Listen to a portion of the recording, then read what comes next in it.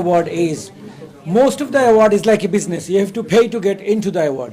This award, the awardee doesn't pay anything. Even they don't even know until they get the award, they were getting it. That is the difference from any other award. And I think one of the audience asked a question before, are we just going to eat? Yes, this award will be different food than many other award. Every time we hear from our community people, they go to award, they don't enjoy the food.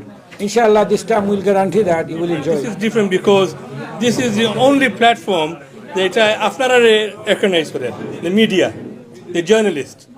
So I think over the years, I 35-40 years ধরে আপনারা recognize করা বিভিন্ন অনুষ্ঠান বিভিন্ন ব্যক্তিরে কিন্তু this event is recognizing you for your dedication, your commitment, your effort to profile and promote British Bangladeshi achievements. So I'm very proud to be part of this, and I'm very proud to see my fellow Bangladeshi journalists being recognized for their hard work and their commitment to the community. Young জার্নালিস্টদেরকে আমরা অবশ্যই recognise করব এবং এবছর আমরা আগের দুবার আমরা চেষ্টা করেছিলাম উমেন্সদেরকে আমরা বলা যায় যে প্রোফাইলগুলো আমাদেরকে অসম্ভব ছিল, বাট এবার আমরা একজন উমেন্সকে আপনারা জানতে পারবেন অবশ্যই তিনি অনেক ডেডিকেটেড ফর মিডিয়া আমাদের কমিউনিটির জন্য আমরা একজনকে এবার দিচ্ছি এবং সামনের বছরগুলোতে ইনশাল্লাহ পর্যায়ক্রমে আমরা যারা জেনারেল আমরা আমাদের এখানে পেইড এবং আনপেইড যেগুলো আমাদের তো মিডিয়া এবং আমাদের যারা স্পেশাল গেস্ট এবং